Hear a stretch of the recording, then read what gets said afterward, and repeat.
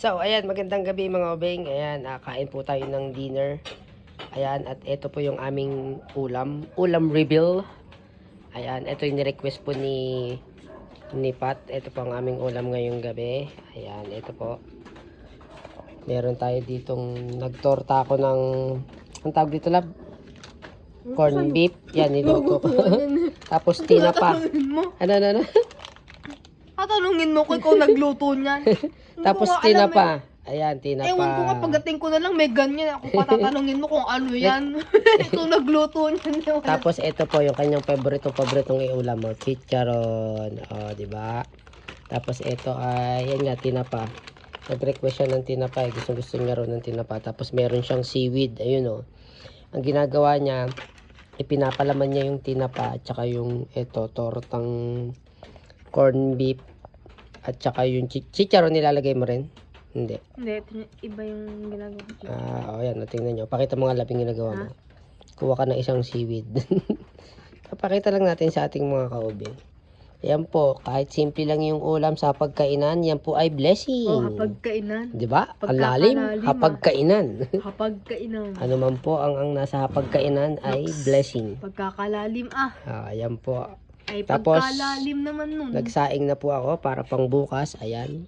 Kagaya nung technique na sinabi ko po sa inyo, nilagyan ko ng suka yan. Hindi na yan mapapanis. So, ayan po. Ayan. Ayan po ginagawa niya sa kanin. Kaya lagi ko siyang binibilihan ng ganito guys. Yan, yung seaweed. Mura lang naman to. 16 pesos. Isang ganito. Ang dami ng laman. Ayun, oh. Nilagyan niya ng kanin. Sige, pakita mo lang. Nilagyan niya ng kanin. Nilagyan niya ng kanin. Tapos, ayun, binalot at kinain. Woohoo! Wow. Promise, ang sarap. Lalo na yung tinapa. Ito, yeah, meron pa kami doon. Hindi namin niluto lahat para may pambukas pa kami. Meron pa doon lab parang 5 pieces pa yun nandun na nakita ko. Ito pa yung binili ko. Papakita ko sa inyo guys. Yung super tinapa. Pinilastic ko na para meron pa kami pambukas. Ayan, nakakarton pa. Ganito pala ito nilalagay ng karton. Teka lang ha. Di may ulam pa ulit kami bukas. Ayan, Para hindi mabasag. Ayan, Hindi mabasag. Ayan, yung aming tinapa. So, may 5 pieces pa dito. Pambukas namin to, ulam. Masarap naman samahan to siguro la bukas. Ano naman? Yung talbos ng kangkong or talbos ng tinapa or talbos ng kamote. Tapos o kaya kalamismis. Sarap. Yun ang ulam sa gabi. Ayan.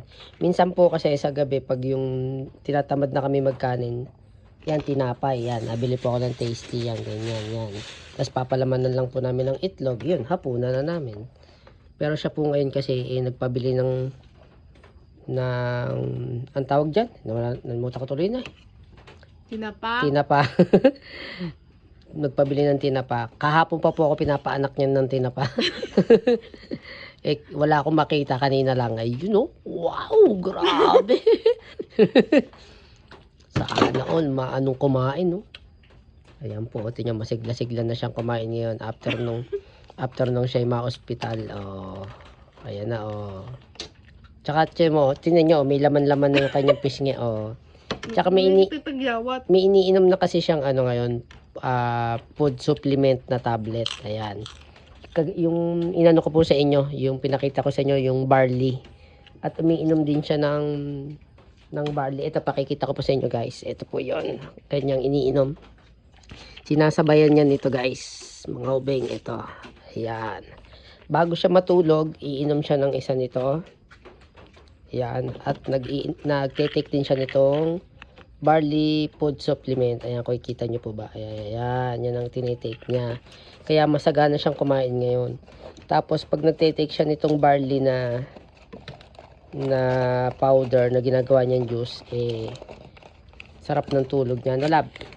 Pag nagtitake ka nito, yun. Sarap daw po ng tulog niya. Talagang as in, iba yung pagising niya. Hindi siya yung lambot na ayan. So, kaya guys, order na. Ay, ganun pala yun.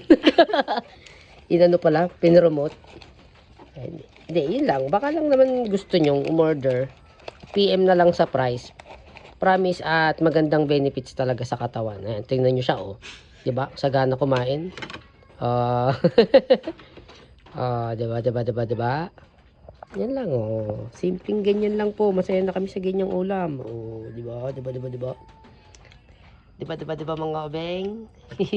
Ay, maraming salamat po sa walang sawang mga solid supporters namin dyan. Ayan, sa lahat ng napapasaya namin. Maraming pa kaming i-upload mga obeng, okay? Thank you so much. Kain ng kain.